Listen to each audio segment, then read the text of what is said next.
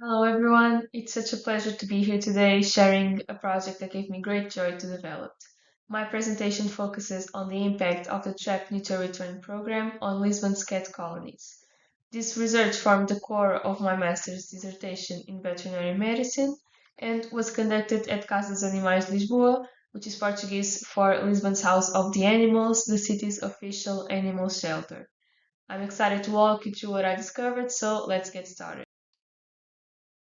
In 2023, a national census of the free-roaming population, cats and dogs, was developed in Portugal, estimating the presence of approximately 830,000 free-roaming cats in Portugal. The increase in this population size and the control methods developed are widely studied subjects worldwide, but lack the studies in our country. This population growth has an impact on the community by leading to complaints regarding the smell of urine, the sound of cats mating and fighting at night, and in public health due to the zoonosis they can transmit. It also poses an impact on biodiversity depending on the location and the susceptible species present. For instance, we know that cats are crepuscular hunters, so species active at that period of time will be more susceptible to hunting. TNR, short for Trap-Neuter-Return, is the official control method implemented in Portugal by law. It minimizes the effects that are previously stated while keeping the community satisfied and ensuring the cat's well-being. It has been developed by this city's shelter since 2006. It consists of capturing free-roaming cats resorting to traps, where they are transported to the shelter to be neutered. While under anesthesia, they are identified electronically with a microchip, vaccinating for rabies, dewormed, and the tip of the left ear is cut to allow a visual identification of the cats that have already been neutered.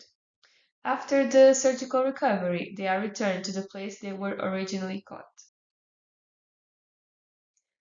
TNR's effects on cats are positive. It leads to an increase in body condition score and fur condition, an increase on mean life expectancy, and a decrease in territory size when comparing to non-neutered free-roaming cats.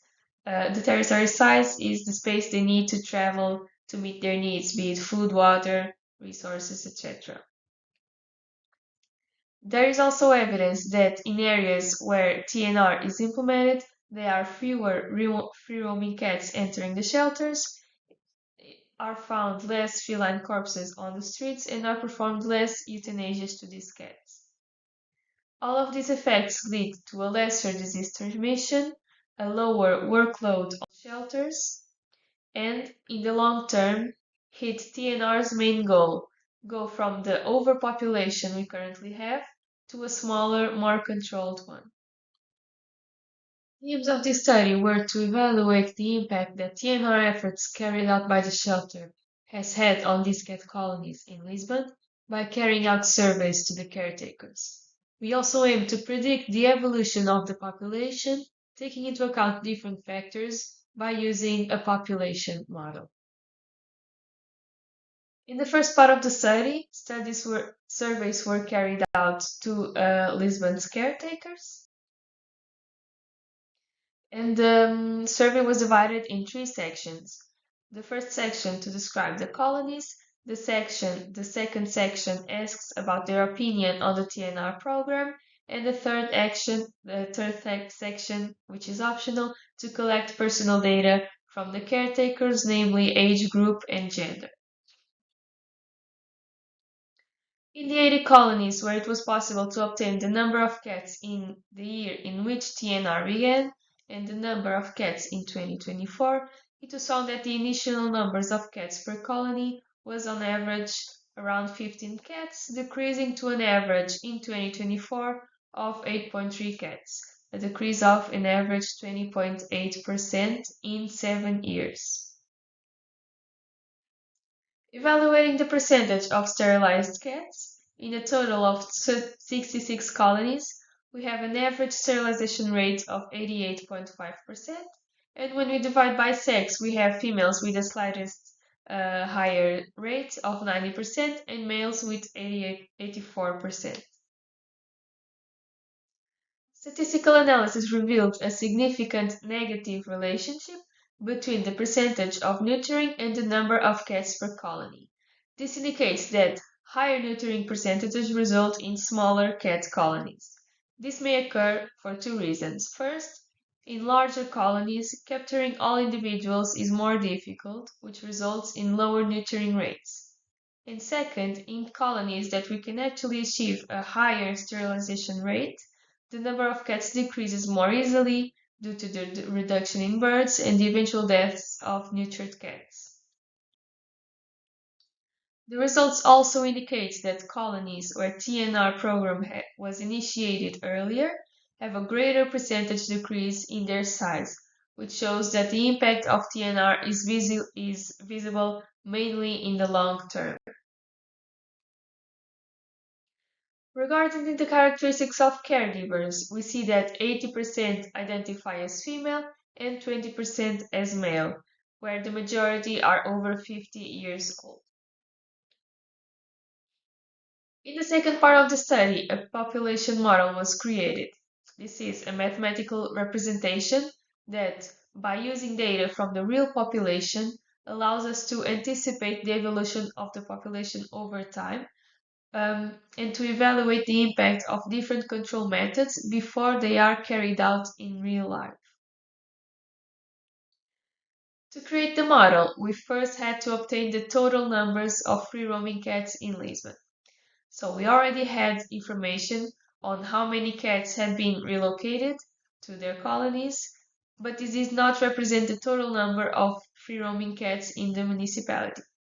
So to find out, we use this map as a basis, which shows the location of the colonies that have been subjected to TNR and the number of cats in each of the colony.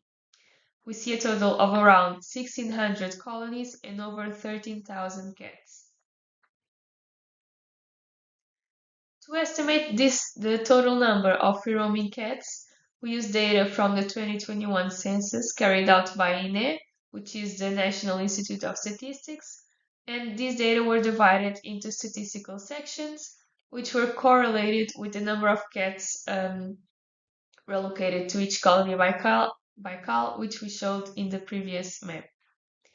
Each section, represented here in this map, contains the values obtained in the census, such as the number of individuals, number of housings, number of retired people, etc.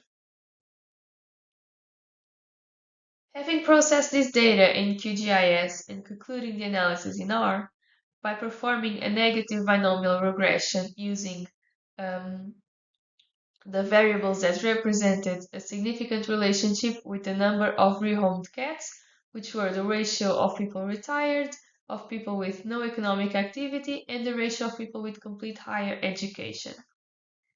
This allowed to estimate the existence of approximately 46,000 free-roaming cats in Lisbon in 2024. Having collecting data regarding the free-roaming cat population, we also needed data from the population of cats that were owned. So we got that information from the Veterinary Teaching Hospital of the University of Lisbon and from the SIAC, which is the System of Information of Companion Animals. With all of this data, we used a population model, which is a package used in R, which is CAPM, meaning Companion Animal Population Management, a compartmental model that studies the temporal dynamic of the population using the data that was collected from the real population, allowing to evaluate the impact of different scenarios that can be studied in the population. To assess the effect of immigration on population growth over a 30-year period, we see in a scenario with an estimated immigration rate of around 20%, a population decrease of around 44%. When we simulate an immigration of 0, which is a closed population, we have a much more pronounced decrease of 99.6%. This model also assessed the effect of different sterilization rates on population growth. So when we compare sterilization rates after 20 years, it can be seen that with a population rate of 0, here is the red line, initially the population decreases since we already have a sterilization rate of around 80%, so the population will decrease. But since we are simulating a stop of the TNR efforts, the population will rapidly increase and after 20 years achieve the initial number of cats. When we look at the sterilization rate of 20%, there is a significant decrease, but with values of over 40%, the decrease is even more marked. Second model was created in which, in addition to the variables used in the previous model, the relationship with the population of owned cats was also assessed, considering abandonment and adoption, which allows for a representation closer to reality. Here it's possible to see a reduction of around 67% after 5 years, after which the population stabilizes at around 1,500 cats. It was also concluded that the variables that have the greatest influence on the evolution of population size are firstly the carrying capacity of the environment, which is the maximum numbers of individuals of a given species that the environment can support, with the available resources such as food, water, shelter, and secondly, the number of births, thirdly and fourthly, the male sterilization rate and the female sterilization rate. These results highlight the need to not only sterilize the animals, but also control the capacity of the environment to support the species. But the concept of controlling the capacity of the environment is difficult to implement, but it makes sense in a real-life scenario. For example, if we imagine behind a restaurant that throws away its leftovers every day, a colony of cats forms because there is food available. If we remove the cats by whatever method, be it TNR or euthanasia, others will rapidly occupy the empty space because there are resources available, and the number of cats in that colony will increase and will be determined by the amount of food available. So this control does not involve stop feeding the cats, which would cause an increase in mortality due to lack of resources, but rather implementing feeding by the caretakers in a suitable and controlled place, in properly identified colonies, and with the cats neutered. To conclude, this study allowed us to conclude that TNR is like a puzzle and where it is essential to put all the pieces together, not only sterilize the cats, but also promote the control of the capacity of the environment, which is a difficult concept to achieve, the education of the population to prevent abandonment and promote adoptions, and the implementation of an adequate counting method and data collection that allows for easier monitoring of the population's evolution and the effects that our efforts are having on the real population. Finally, I'd like to set out a few statements from some papers that I've come across to leave us thinking. Natalie et al. In 2006 said, due to a 21% immigration rate, it has not been possible to achieve a marked decrease in the population, and without effective education on sterilization of the animals themselves, this effort is a waste of money, time, and energy. Boone in 2015 said it is preferable to focus efforts regarding TNR on all colonies in a smaller area compared to acting on several more dispersed colonies. Also, Boone in 2019 said that acting with high intensity in a short period of time leads to the prevention of deaths and reduces animal suffering. Thank you all for your attention and for being here, to the organization for having me here today.